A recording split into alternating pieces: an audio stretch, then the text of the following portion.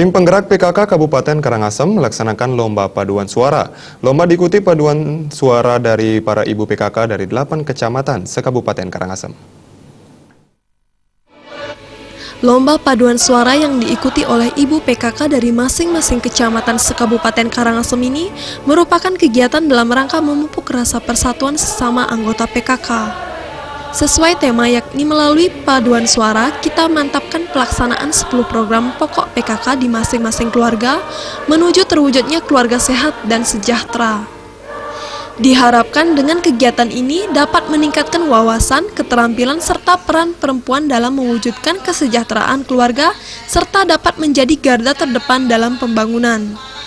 Dalam pemberdayaan perempuan tidak hanya berupa kegiatan lomba paduan suara saja, tetapi juga kegiatan-kegiatan lain yang dapat meningkatkan peran perempuan di dalam keluarga.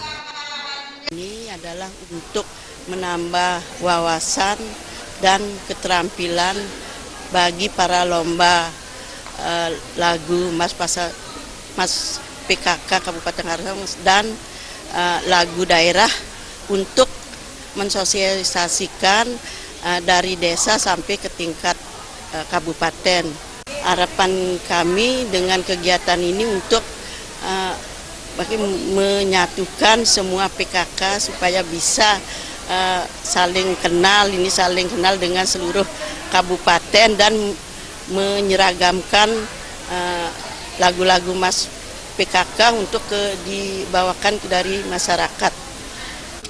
Sementara itu, Bupati Karangasem dalam sambutannya mengatakan para ibu PKK mempunyai peran yang sangat penting di lingkungan keluarga, juga diharapkan dapat bersinergi dengan aparat yang ada di desa.